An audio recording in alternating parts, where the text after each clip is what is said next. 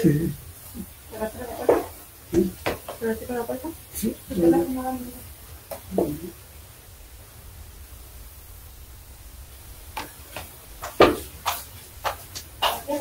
Sí.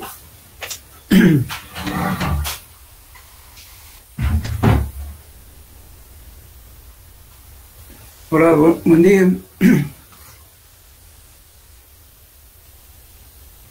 Buen día. Bueno, empezaremos las clases. La anterior clase estábamos viendo esta parte de el terraplén de prueba que se hacía para poder determinar la cantidad de pasadas que se tiene que hacer con la máquina, ¿no es cierto?, para no excederse mucho, digamos, de pasar demasiado para no dañar especialmente la capa base. Bien. Bueno, entonces lo que vamos ahora, vamos a ver el grado de compactación. El grado de compactación, o sea, esta ecuación la vamos a utilizar para determinar la compacidad relativa. Para determinar el grado de compactación obtenido en el campo se debe utilizar las pruebas en sitio, que es este valor, y relacionar la densidad máxima obtenida en el laboratorio con la densidad alcanzada en el campo. O sea, aquí este valor nos está relacionando la densidad, ¿cierto?, obtenida en el campo, la densidad del material suelto y la densidad máxima obtenida en el laboratorio. Esa es la compacidad relativa. Entonces, con la compacidad relativa, por ejemplo, si tenemos el grado de compactación 100%, entonces tendría que darnos 1 multiplicado por 100 para que nos dé 100. Entonces, si este valor es más bajo, entonces significa que el suelo no está bien compacto. Bien, pero en realidad lo que vamos a emplear es esto. Ahora tenemos la compacidad relativa también en función de la relación de vacíos. Fíjense, la compacidad relativa está en función de las tres densidades. Densidad de campo que se obtiene, la densidad mínima cuando el material está suelto y la densidad máxima en el laboratorio. Ahora, también podemos determinar ese mismo en base a la relación de vacíos. Relación de vacíos máximos cuando el material está totalmente suelto. Esto es cuando está natural. Y el mínimo es cuando está compacto. También podemos calcular por esta forma. O bien por esta también. Bien, entonces lo que nosotros nos vamos a abocar ahora, esta fórmula que ven aquí, ¿no es cierto?, ya lo conocen, que la densidad va a ser igual al peso de la masa del suelo, volumen de la masa del suelo, por 1 más la humedad. Esta es la fórmula para hacer la curva de compactación y determinar la densidad seca. No es más que relación del peso seco sobre un volumen aparente, le dicen esta fórmula. Bien, entonces para poder determinar la densidad de campo, para ver si está bien compacto o no, entonces hay que hacer pruebas. Bueno, una forma de probar que, digamos, en caso no tuviéramos algún equipo, pero sí podemos hacer, por ejemplo, mediante extracción de cubos de suelo, que esto generalmente ocurre para suelos que sean arcillosos, suelos plásticos. Pero esto se hace en un caso muy excepcional, cuando a veces uno no ha ido a una visita de inspección o alguna cosa así de forma preliminar. Entonces, ¿qué se hace? Se saca una porción de suelo y se moldea un cubo que sea 10 por 10 por 10. Ya conocemos el volumen de la masa. Y esto, lógicamente, si estamos en el campo, lo cubrimos con una parafina sólida o, en su defecto, con un plástico, algo de tal manera que no pierda humedad. Bueno, de esa forma hacemos llegar ya al lugar, que sea de repente a la ciudad, donde vamos a poder pesar y vamos a tener su peso. Entonces este va a ser el peso. Y el volumen ya lo conocen 10 por 10 por 10, que es el volumen de la masa. Y el peso húmedo también lo van a conocer, que es esto de aquí, el peso del pequeño cubo. Y secado al horno, ¿no es cierto?, a una temperatura de 100 o más menos 10 grados centígrados, conocen la humedad. Y con eso calculan con qué densidad está la densidad de campo. Entonces, para probar si esa densidad, qué relación tiene con la densidad que tengo que tener con la densidad máxima que obtuve en el campo, perdón, en el laboratorio. Entonces agarro, traigo otra porción de muestra y voy a hacer la curva de compactación del laboratorio. Y voy a tener la densidad máxima. Y con esa densidad máxima que tengo voy a comparar cuánto se acerca a este valor. Lo ideal es que yo tenga un grado de compactación al 100%. Entonces, vamos a tener aquí. No lo tengo, anótenlo por favor. El grado de compactación, pongan grado de compactación, es igual a la densidad obtenida en campo dividido entre la densidad máxima del laboratorio, todo eso multiplicado por 100.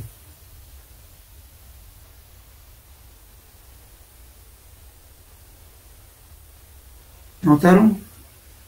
Voy a repetir. El grado de compactación es igual a la densidad obtenida en el campo, con lo que vamos a compactar. Eso dividido entre la densidad máxima obtenida en laboratorio, multiplicado por 100. Entonces, las dos relaciones, densidad de campo, densidad máxima, ese valor multiplican por 100.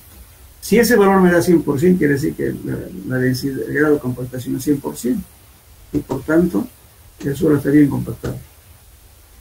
Y se aleja mucho, digamos, si es que sé yo, 90%, significa que tengo que compactar más para llegar al 100%.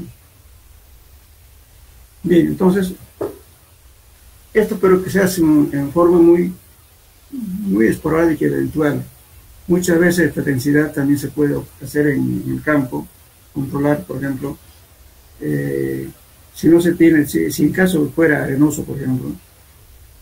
Aquí, lógicamente, estamos hablando de que si en caso de arcilla es fácil. Sacamos un cubo y lo hacemos un cubo de 10 por 10, en su defecto lo sumergimos en aceite y por volumen desplazado podemos conocer el volumen de la muestra. Y la muestra que estamos utilizando es el peso de la muestra. Pero algunas veces cuando hay suelos granulares, se hace de la siguiente manera. Se hace un hueco en el campo donde se quiere determinar la compactación y se lo vierte aceite. Lógicamente, si es granular, se va a desmoronar un poco, entonces se saca con una pequeña cuchara y se limpia con una brochita, se saca toda la tierra que estamos sacando el hueco. Y esa tierra lo vamos a pesar y eso va a ser el peso de la masa del suelo. De ese mismo obtenemos humedad para aplicar esta fórmula. El problema es medir el volumen. Entonces, ese volumen que hacemos, tomamos una botella de aceite denso, puede ser de 150 de Corona, que es más espeso, y ese aceite lo ponemos, lo marcamos y le vertimos al agujero que hemos hecho. Entonces, hasta que esté totalmente al ras del agujero, ¿no? que llene. Y el sobrante de la botella se lo lleva al laboratorio, lógicamente al laboratorio o la ciudad donde se puede ya medir la cantidad de aceite que entró. Como lo que ha sobrado, como ya tienen marcado, saben de la diferencia, ¿no es cierto?, de la cantidad que entró y que sobró, es el volumen de la muestra. Eso, pero en caso excepcional, excepcional, ¿ya? No es una norma, sino que a veces uno saca de apuro cuando uno quiere.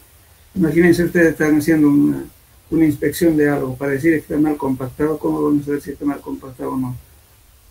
De repente, por casualidad, no llevaron herramientas para hacer las densidades. Entonces, pero se puede salir de apuro por estas dos formas de hacer. Entonces, de ese modo, lógicamente que tienen que tener otra muestra adicional de la zona aledaña para hacer la curva de compactación en el laboratorio y comparar qué grado de compactación tiene. Bien. Ahora hay otro método, este ya sí, eso ya se aplicaba en la práctica, en el laboratorio, la densidad mediante cilindros con bordes cortantes. Esto, por ejemplo, fíjense aquí, si hacemos un agujero, no voy aquí por favor, antes que ya lo que estamos haciendo, fíjense acá, después vamos a hablar de este método. Lo que hacemos es un agujero en el campo, de la tierra que salimos, sacamos de acá, eso va a ser el peso de la masa del suelo. Y tomamos una porción de ella, ¿no es cierto? Y calculamos la humedad. Pero el problema es medir volumen. Entonces, este es cono de arena que enseguida vamos a hablar. Ahora estamos hablando de bordes cortantes. Entonces, ¿qué se hace? Es un cilindro, no lo tengo dibujo acá. Entonces, cuando estamos hablando de esta densidad mediante cilindro de bordes cortantes, consiste en lo siguiente. Se tiene un cilindro metálico, lógicamente el espesor todo está normado, o un borde afilado. Ese cilindro mide exactamente 1000 centímetros cúbicos. A ese cilindro se le pone un cabezal metálico que encaja la cabeza del cilindro y después tiene el cabezal tiene una pequeña ventanita que sirve para ver cuando clavamos este cilindro para ver si ya llegó a la ventana. Entonces, si llegó a la ventana ya no se golpea. Entonces, sobre el cabezal, ¿qué hacemos? Colocamos una varilla de metal de hierro galvanizado de media pulgada, y a través de ella agarramos un mazo, un martillo, ¿no es cierto?, con la cual vamos a golpear el cabezal para que se hunda el cilindro en el suelo. Entonces, lo vamos a golpear de tal modo, ¿no es cierto?, hasta que aparezca el suelo y la ventana que está en el cabezal del cilindro. En ese momento sacamos el cabezal, retiramos todo y solamente va a quedar el cilindro clavado en el suelo. Entonces, lo que está clavado en el suelo, entonces en el borde superior se lo recorta para que quede totalmente plano. Luego se agarra una plancha, una madera plana, se apoya en el cilindro con tierra y con la ayuda de una pala se lo vuelca. Se lo saca el cilindro, pero se lo pone pata arriba, como puedo decir. Entonces lo que estaba clavado va a quedar para arriba. Entonces igualmente ahí enlazamos y va a quedar la muestra completa en el cilindro. Entonces eso es directamente el volumen, 1000 centímetros cúbicos. La muestra que quedó en el cilindro lo pesamos, eso tenemos el peso húmedo. Y el volumen ya lo conocimos porque directamente es 1000. Y luego tomamos una porción, obtenemos humedad. Ya tenemos con eso la densidad de campo. Como tenemos como referencia ya la densidad del laboratorio, entonces comparamos con qué grado de compactación está compactado ese suelo. Es una forma rápida, económica, pero no divulgado en nuestro país, porque esto los brasileños utilizan bastante. Y justamente ahora hay un tesista que está haciendo un trabajo sobre esto para convencer a la gente, ¿no?, que está determinando la variación que existe entre el método tradicional, que es el cono de arena, con este método. ¿Cuál es la diferencia? Lógicamente que este método es más rápido, pero solo que este método se aplica en suelos que no tengan grava. Si tienen grava, entonces no podemos utilizar este método, porque la punta del cilindro golpea la piedra y se puede abollar y está un poco distorsionado el suelo, entonces no vale la pena. Esto es para materiales exclusivamente que no tengan grava, para ese caso. Puede ser arena, limo o arcilla. Después podemos hacer también, sería una forma de determinar el grado de compactación. Ahora, otro método para determinar la densidad de campo es mediante el penetrómetro. Eso ya lo vimos también, el penetrómetro de ¿cómo se llama? Mediante la aguja Proctor. Entonces, es un penetrómetro en el cual mide, ¿no es cierto?, la presión que estamos metiendo, ¿no es cierto?, cuando hacemos la curva de estabilidad.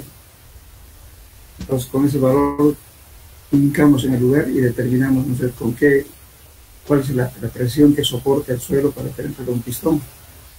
Entonces, este es un método que permite para determinar la densidad de campo. El otro método es el método de densidad de campo mediante el volumen de la tierra extraída, que en este caso tenemos primero vamos a hablar del cono de arena, después vamos a hablar de este balón de caucho, después hablar. Ambos métodos son parecidos. Este es el método que más se utiliza en nuestro medio, el método del cono de arena. Entonces, este es un cono de arena. Fíjense acá, es un frasco conteniendo una arena graduada, una granulometría adecuada, que esté completamente seca y limpia. Y un embudo con una válvula para que pase la arena. Esta parte enrosca al frasco y el embudo. Entonces, aparte de eso, tiene lógicamente una plancha metálica como esta es la plancha metálica, y aquí tiene una pestaña en la cual apoya este embudo. Entonces la tierra extraída, ¿no es cierto? Aquí podemos decir, si tenemos suelos como ser el capabase, que se yo, entonces a veces es difícil hacer la excavación. Entonces se utilizan un cincel y otras herramientas, un pequeño combo para poder hacer el agujero acá. Entonces la plancha sirve de guía además. Entonces el agujero, el diámetro de este. Generalmente el agujero se hace no más de 14 centímetros de profundidad, porque si no nos va a faltar más de arena aquí en el frasco. Siempre tiene que sobrar un poco. Entonces, esta tierra que está acá, lo extraemos y lo ponemos en un recipiente o una bolsa, si quieren, para pesarla, y ya obtenemos el peso de la masa del suelo. Luego tenemos sacamos otra muestra y calculamos la humedad, pero el volumen no lo conocemos. Entonces el volumen justamente vamos a hacer por diferencia de pesos. Entonces aquí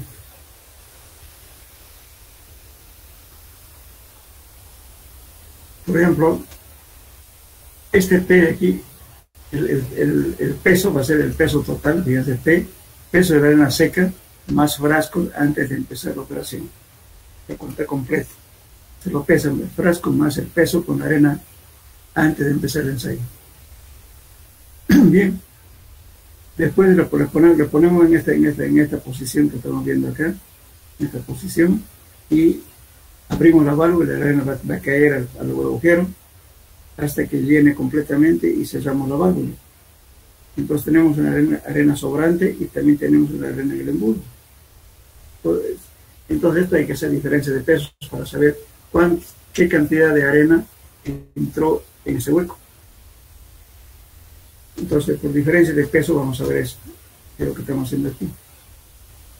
El peso del frasco más la arena llena menos el peso del frasco más de la arena sobrante, porque son de arena, menos el peso de la arena en el embudo. Entonces, haciendo esa diferencia, lo que queda nos va a dar el peso de la arena en el hueco, dividido entre el peso unitario de la arena, porque esta arena está calibrada. Eso nos va a dar el volumen de la masa del suelo. El volumen de la arena dividido entre o sea, fíjense, aquí tenemos volumen, por simple peso de la arena vamos a ver el volumen de la arena, pero ese mismo es el volumen de la masa del suelo. Entonces, ya conociendo ya el peso del suelo que hemos extraído, y le tomamos humedad también, y tenemos el volumen de la arena en el hueco. Eso es igual al volumen de la masa del suelo. Con eso calculamos la densidad de campo. Bueno, aquí lo que hay que tener cuidado es lo siguiente. Se hace calibración de la arena. La arena tiene que ser de una granulometría redondeada, o sea, tiene que ser partículas redondas, uniforme, en lo posible, y además, bueno, la norma dice arena de Ottawa, pero ¿quién va a estar trayendo arena de Ottawa tan lejos? Lo que se hace es graduar aquí simplemente lavar la muestra, que generalmente se lava en la malla número 30 y queda retenida en la 200, en la número 20 y 30, o también se puede utilizar otra, dependiendo de la arena que hay en el medio. Podemos usar aquí cuando estamos 20, 30, podemos usar qué sé yo, 30, 40, o podemos utilizar también de 20, 20, 10, va a depender de qué material contamos en el lugar, pero siempre tiene que ser granular. Entonces esa arena lo lavamos bien, que no tenga materia orgánica, que no tenga nada, que es completamente seco, y lo calibramos. Una vez preparada la arena, que es totalmente limpia, se lo tamiza, ¿no es cierto? Se saca todo lo fino y se saca que solamente quede material grueso. Y esa arena se lo calibra, porque tenemos que calcular el peso unitario de la arena, este valor de aquí. Eso es como se calibra. Se coloca de la siguiente manera. Se agarra el mismo cilindro de compactación, se le pone en una mesa y luego lo vertimos, ¿no es cierto?, la arena al frasco, utilizando el mismo embudo para determinar la altura de caída, que va a ser aproximadamente 14 centímetros. Entonces, lo volcamos, lo llenamos de arena para utilizar el mismo frasco, no sé que caiga, y una vez que llena el molde, se lo ensaza y se lo pesa. Esta pesada se hace varias veces, peso 1, más peso 2, más peso 3, etc. Si es 3, dividido entre 3, eso va a ser el peso de la arena en el cilindro. Entonces al cilindro lo medimos. Hay dos formas de medir. Uno directamente con un calibrador, calculamos el volumen del cilindro, o en su defecto lo hacemos con agua. Se pone la base del cilindro, ¿no es cierto?, porque es un cilindro de compactación. Entonces se lo interna y se lo pone a los bordes, ¿no es cierto?, del apoyo donde está la arena, se le pone un poco de silicona. Y para que esté completamente estanco, para que no salga agua.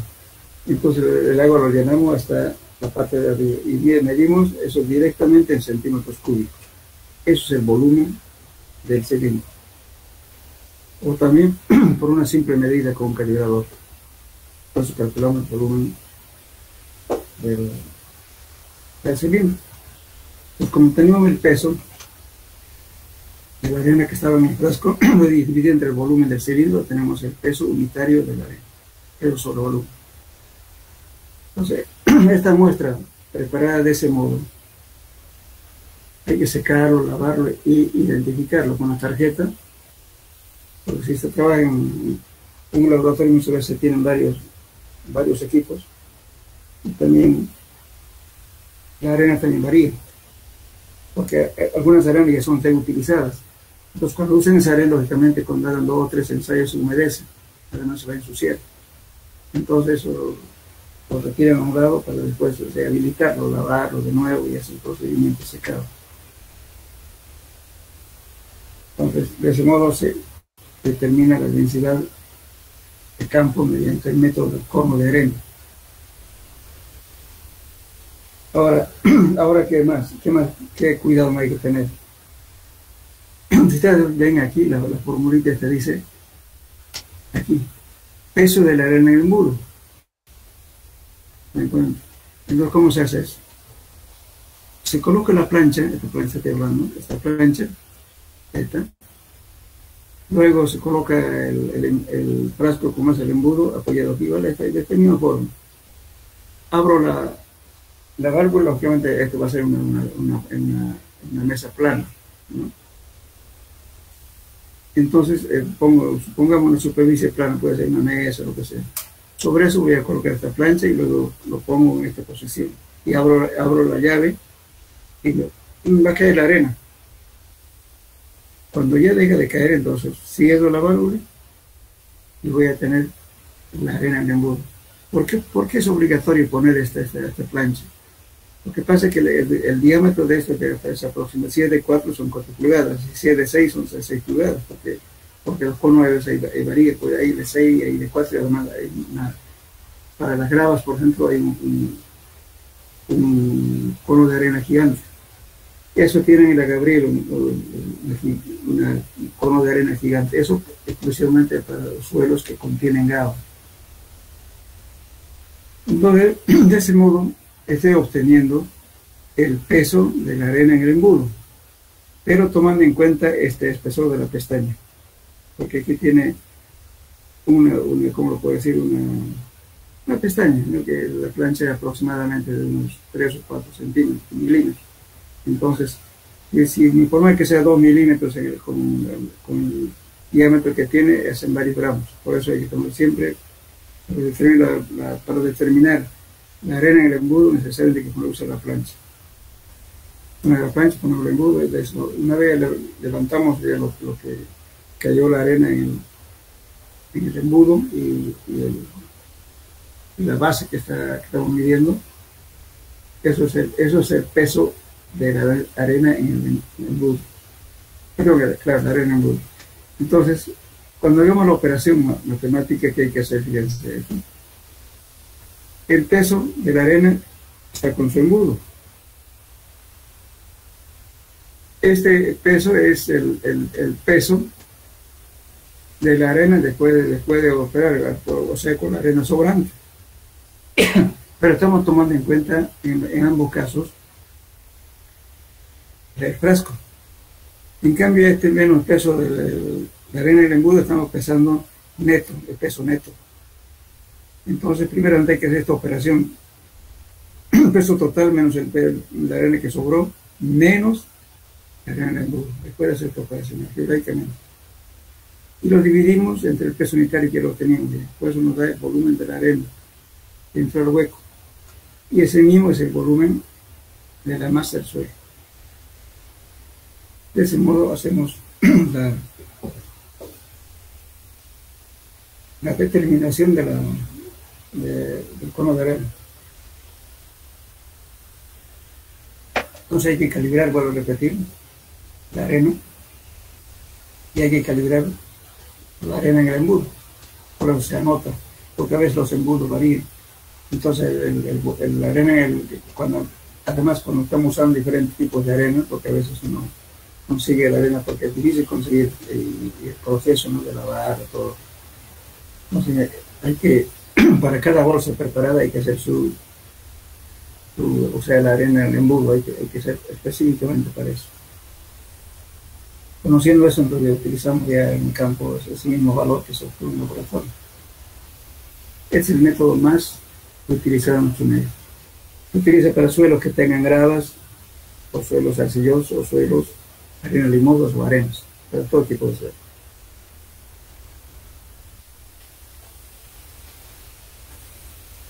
Bueno, resulta que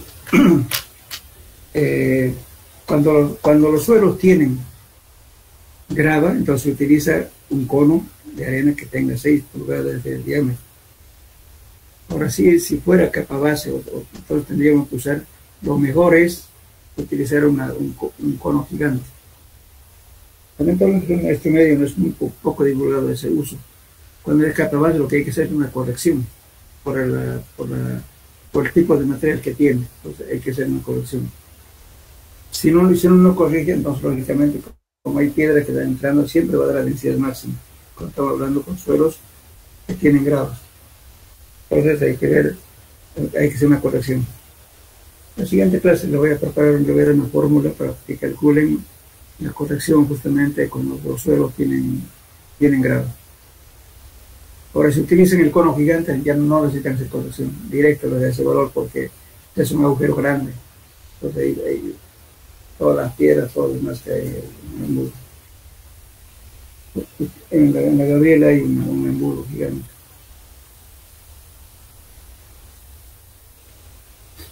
Eso sería en cuanto al cono de arena. Después de esto hay otro método que ahora está perdiéndose de uso. Se llama determinación de campo mediante el volumen. Es el método que se llama el método de balón de caucho. Este método. ¿En qué consiste el método de balón de caucho? No sé si tengo aquí está. Este es el método también de la tierra extraída, pero en vez de utilizar arena, utilizamos agua. Entonces, este cilindro que tiene ya tiene una escala aquí de graduación en centímetros cúbicos. Entonces, lo que hacemos es, primeramente, hacer el agujero, le colocamos la plancha y la cantidad de muestra que sale aquí es el peso de la masa. De eso sacamos su volumen. Ahora, perdón, su humedad. Y el problema es la humedad, sacar el volumen. Para eso tenemos este frasco. Entonces aquí en la parte inferior le coloco una membrana de caucho, un globo, igualito que un preservativo, un condón, igualito. Solamente que en este caso, ¿no es cierto?, es el material, un látex más grueso y a veces difícil, justamente por eso es que se está casi perdiendo el uso de este sistema. Porque como no fabricamos ni siquiera eso, entonces hay que traer de Argentina o de Brasil la membrana esa que le digo, de látex. Por eso se le inserta aquí en la salida de aquí abajo, de aquí, y se lo calibra. Entonces, una vez colocado esto, se coloca en la plancha y una superficie dura y ponemos y echamos agua. Entonces, en ese modo está calibrado, tiene que estar cero. Entonces, en ese caso, ya cuando ya hacemos el agujero, lo ponemos ya al frasco y el agua va a empezar a entrar, ¿no es cierto?, a ocupar todo el espacio vacío de gravedad. Entonces, y aquí en esta escala vamos a ir midiendo, porque la escala viene de arriba hacia abajo. Entonces ya sabemos exactamente cuántos centímetros cúbicos tiene ese agujero. Porque lo demás es fácil. La tierra extraída igualmente se saca con una pequeña, toda la herramienta, fíjense, que hay una brocha, una espátula, un pequeño combo, una cuchara de metal, eso para sacar la tierra de aquí. Igualmente acá siempre se trata de no irse muy profundo, porque si no le va a faltar agua. Por eso con 14 centímetros de altura del agujero funciona bien. Y también estos vienen de diferentes modelos. Hay de 1000 centímetros cúbicos, o sea, de 1500, de 2000, hay diferentes tamaños.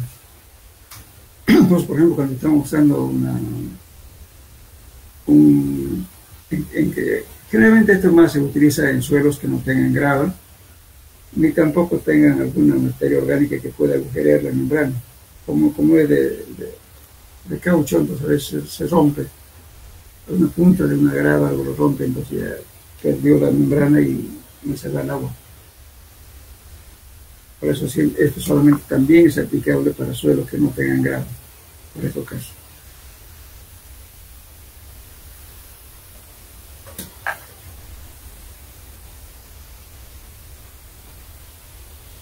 Después los otros métodos que son los más modernos son estos. Métodos nucleares. Es un método, por ejemplo, las universidades a nivel nacional parece que no tienen este enzima nuclear. Este enzima nuclear está hecho con un lector de radiación de neutrones lentos. Antes se utilizaba como elemento radioactivo el radio. Era bastante peligroso, entonces cuando usaban este equipo, el técnico o la persona que estaba haciendo la prueba tenía que ponerse un delantal de película de plomo. Y hacían forma rápida y escapaban, ¿no?, para que la radiación no la afecte. Tenían miedo de usar. El problema que podía causar la radioactividad que emitía podía generalmente causar problemas piolíticos, ¿no es cierto?, como ser el albinismo, después, bueno, en los hombres, pues, la impotencia, en fin, varias cosas que produce la radiación radioactiva. Entonces la gente no quería usar. Ponían un delantal y bueno, iban corriendo, hacían la operación y salían otra vez corriendo para pagar. Pero ahora ya no hay peligro, ya utilizan berilio. El elemento radioactivo se utiliza berilio. El berilio hace menos daño que los rayos solares. Se puede dormir y junto a su equipo, no pasa nada. Antes se ponía una caja forrada con plomo, cuando recién salieron los equipos. Entonces la gente no era renuente a usar, no quería usar. Y entonces ahora ya vienen con equipos modernos, pero no hay que manipular, no hay que abrirlo ni por nada, porque es peligroso. Si tiene alguna falla, entonces hay que llevar a un técnico especializado para que lo arregle. Generalmente hay estos equipos que son baratos, pero son rehabilitados. Entonces no vale la pena comprarlos eso porque es peligroso.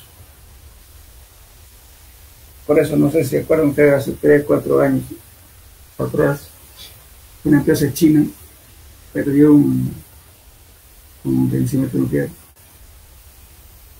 Y hubo una campaña tremenda de buscar el vencimiento nuclear. No era por el costo, sino por el peligro que le viste a la persona que no sabe qué es eso, qué daño puede causar. Al final, no sé si lo encontrarían, pero es una campaña fuerte para ubicar los vencimientos nucleares. Y en Bolivia hay leyes gubernamentales en el cual no permiten ninguna ni importación ni exportación de elementos que sean radioactivos. Por eso no se puede comprar, por eso la universidad no ha comprado esto. Claro que, como le digo, ahora ya no es problema porque estamos usando un elemento radioactivo, berilio, que no causa daño. Bien. Entonces, ¿esto qué hace? Usted marca, lógicamente, hay varios modelos, ¿no? Estos modelos modernos ya que se le apoya directamente ya a hacer la medida. En cambio, antiguamente, este aparato tenía ¿cómo podría decir? Al medio del equipo tenía un orificio. Entonces, y por ese edificio, por ese orificio, se hincaba una varilla metálica. Y luego de hincar la varilla metálica, entonces se ponía en funcionamiento la máquina. Entonces, ¿qué hacía? Lo que medía eran justamente la velocidad, ¿no es cierto?, de esta radiación, de ida y vuelta. Es como un contador Geiger parecido. Entonces ya el aparato ya le decía tanto. Y lógicamente después ya le calculaba la densidad, todo lo demás, la humedad inclusive. Entonces, como era peligroso, entonces la gente no lo utilizaba, pero ahora ya se utiliza bastante. Vencimiento nuclear. Bueno, con eso terminamos esta parte de contratación. Hay una parte importante que quiero esto, fíjense.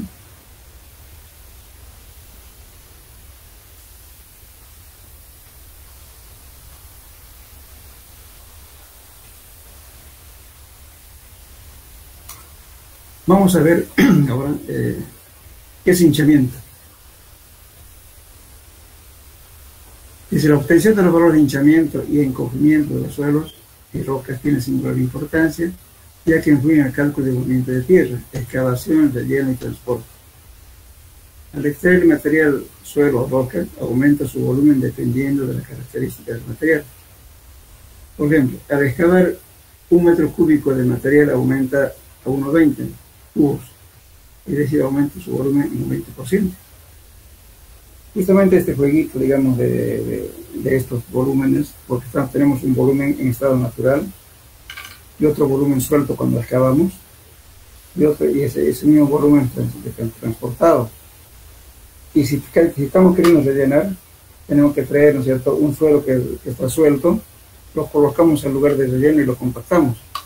Entonces ahí va a haber encogimiento, o sea que el volumen de ese material que transportamos se va a convertir en más chico.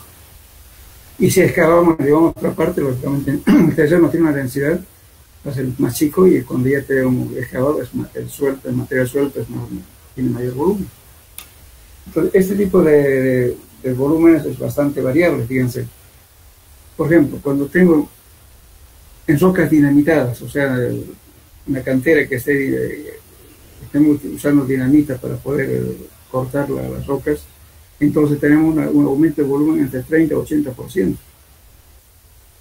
En rocas normales no dinamitadas tenemos de 10 a 30. En suelo arcilloso tenemos de 20 a 60. Suelo limoso tenemos de 10 a 40. Suelo granular de 10 a 30. Grava y arena de gran redondeado tenemos de 5 a 15. Pero ahora vamos a encontrar este valor. Entonces, fíjense, entonces los volúmenes varían dependiendo de su compacidad y el tipo de material. Por eso, si nosotros supongamos que tengamos que hacer una excavación, un canal, para que me entiendan, un canal. Ese canal lo voy a medir geométricamente, voy a hacer un canal de tanto por tanto, tantos volúmenes. Pongámosle que sean 2000 cubos. Bien, entonces, pero una cosa es excavar 2000 cubos, otra cosa es transportar. Entonces yo tengo que poner mi costo, excavación un volumen y transporte de ir a botar el material es otro. Entonces, supongamos que sea arcilla. Entonces usted tiene un valor que puede variar entre 20 y 60% de aumento de volumen. Si usted exagera mucho va a perder por el trabajo, porque no le va a andar, porque va a salir muy caro. Si le cobra muy barato, si le cobra 20, de repente le va a fallar, porque de repente es 30 o 40. Entonces hay que hacer pruebas para determinar cuánto se aumenta su hinchamiento y su encogimiento. Supongamos que va a rellenar algo supongamos que está haciendo un silo. Para poner la losa hay que rellenar. Entonces ese rellenamiento de ustedes son varios cubos, pongamos 100 cubos. Entonces 100 cubos que tiene que rellenar la densidad máxima, pero seguramente usted va a traer unos 130 cubos, porque los 30 cubos se va a ir en asentarse porque van a compactar, va a disminuir su volumen de vacío y por tanto hay disminución de volumen. Es entonces importante cuantificar con qué valores va a trabajar. Mucha gente a veces toma valores muy pequeños, digamos un 10%, digamos. Pero si le sale, como en este caso, dice 10, dice, si le sale 30, ¿qué va a hacer? ¿Quién le va a pagar ese 20% más que le está fallando? Por eso es importante saber determinar cuál es el volumen de incremento de volumen y su encogimiento. Bueno, en la práctica es fácil saber las dos cosas si quieren hacer en forma empírica. Lógicamente aquí tenemos, fíjense, el volumen de hinchamiento se mide de la siguiente forma, hay una formulita. D sub S menos D sub E sobre D sub E. D sub es densidad, o sea, densidad seca, trabajo en densidad seca del material sin perturbar, tal como está en el sitio. Ese es D sub S. Menos la densidad del material excavado, o sea, menos la densidad de tierra suelta, dividido entre densidad del material excavado, que es D sub E. Entonces, Esto dividido entre D sub E y toda esta formulita por 100 nos va a dar el porcentaje del volumen de hinchamiento.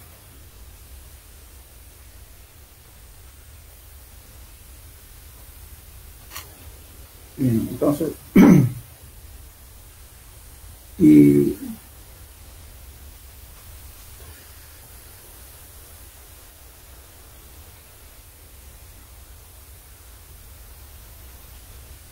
lamentablemente no tenemos una tabla para ver cuánto es su volumen de encogimiento, eso no tenemos, pero todavía hay que hacer la prueba.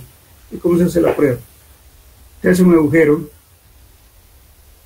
puede hacerle un hueco de 1 por 1 por 1, un metro cúbico. Está midiendo. Toda la cantidad de tierra que está sacando lo va a medir en otro volumen, para saber exactamente cuánto es el volumen en estado suelto. De ese modo, usted, si supongamos que sacó un volumen de 1 metro cúbico y le da 1,30, significa que hay un 30% de hinchamiento o de incremento de volumen. Muy bien, trae de otro material, de otro relleno, lo va compactando en capas. Pero la tierra tiene que echar al pozo midiendo. Entonces estamos compactando la densidad máxima y metiendo la tierra hasta que se compacte hasta la altura de 1 metro. Entonces va a ser seguramente la cantidad para rellenar 1 metro y compactado. Hemos usado, digamos, que sé yo, 1.40 cubos. Eso significa que tiene 40% de encogimiento, que disminuir. Por siempre es conveniente, sobre todo, tomar en cuenta eso. A veces el movimiento de tierras en el campo es fundamental, porque estamos hablando de miles de cubos para mover tierra. En carretera lo que más el más alto es justamente el movimiento de tierras, no es tanto el pavimento, es el movimiento de tierras. Ahora, el volumen de encogimiento calculamos por esta fórmula. D sub C menos D sub E sobre D sub S. Esto es cuánto se achica para eso, la densidad del material.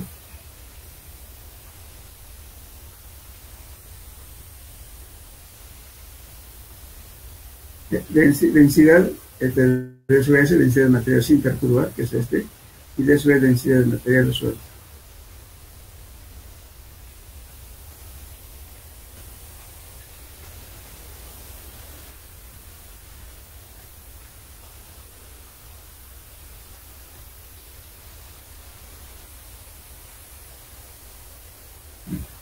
Entonces, el volumen de hinchamiento, lo voy a repetir, D sub S menos D sub E sobre D sub E.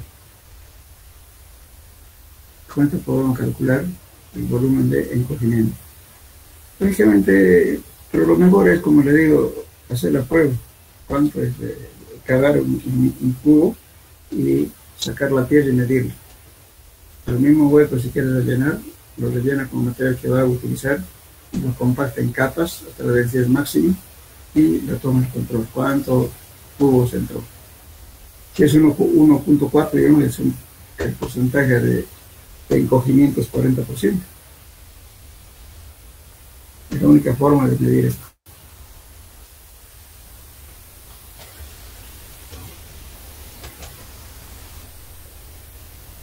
¿Entendieron el tema que les hablé o alguna aclaración?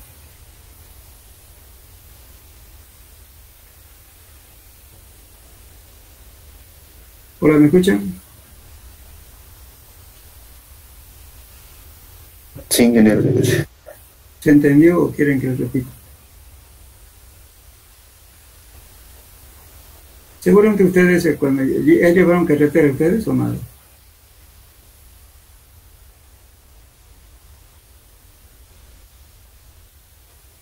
¿Ya llevaron la materia de carreteras? Hola. La estamos llevando, ingeniero. Bien. Ahí, por ejemplo, seguramente les van a dar un volumen de cálculo. En topografía, no sé si ya ves. dicen, ¿cierto? Corte, relleno, corte, relleno, corte, relleno, ¿cierto? Pero eso es teoría, porque en realidad, fíjese usted, se supone, ¿no es cierto?, que usted va a hacer un perfil transversal, por ahí han visto eso, ven el perfil transversal, lado de izquierdo, lado derecho, con respecto al eje, ¿no es cierto? Entonces, cuando hacemos el diagrama de masas, estamos diciendo corte, relleno, y hacemos la diferencia y eso es lo que sale, pero sin embargo en la práctica no es así, ¿no? De repente corta, pero ya no va a servir para rellenar. Eso se tiene que botar. Porque si es arcilla no puede usar, no en otra parte, ya no lo usan, o sea, más bien hay que calcular para botar. Entonces, por eso decía que es importante saber, ¿no es cierto?, qué material va a comprar y medir su volumen. Supongamos que va a tener que rellenar un agujero que mide 100 cubos y va a comportar la densidad máxima, seguramente va a tener que comprar 140 cubos, porque el 40% de encogimiento. Lo mismo ocurre cuando excavamos. De repente va a excavar un canal donde el volumen de la excavación en sitio usted va a medir, digamos, que sé yo, un hombre 100, y la tierra que se le va a hacer 130. Ese mismo agujero que ha hecho lo quiere rellenar, trae otro material, seguramente le va a entrar en vez de 100, le va a entrar 150, digamos. Pero 50 es el encogimiento. Entonces, cuando hay movimiento de tierra, lo que le van a pagar va a ser cuando, del volumen compactado. Entonces, el cálculo tiene que saber la excavación, el tiro de material y relleno de materiales para llegar a la densidad máxima.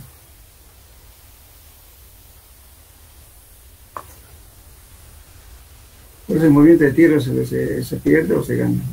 Es bastante. Por eso los parámetros que se toman no hay que exagerar mucho, tampoco quitar mucho.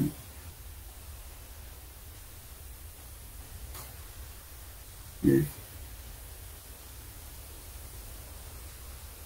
¿Alguna duda más, jóvenes?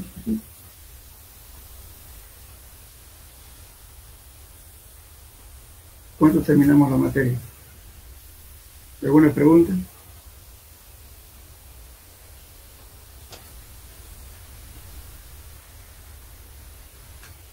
Bien. Entonces, la próxima clase vamos a empezar a resolver problemas. Por favor, vengan con su formulario y vamos a ser participativos en la solución de problemas. De todos los temas vamos a ver. Vamos a hacer unas 3 clases por lo menos de la solución de problemas. Y después viene el examen. Está bien, ingeniero. Ya, entonces, en eso quedamos. Por favor, lean porque quiero que cuando estemos resolviendo el problema, pregunten. Vamos a tener que combinar un poco con preguntas teóricas y también los problemas, ¿ya? Porque no es eso, no, problemas, y bueno, y su formulario tienen que hacer, porque esta mañana tuve un examen presencial, varios alumnos no tenían sus tablas, algunos formularios. Por favor, prepárense bien. Bueno, entonces en eso quedamos, jóvenes. La próxima clase resolvemos problemas. Listo, Bueno, te vuelvo entonces. Hasta luego, ingeniero. Hasta luego.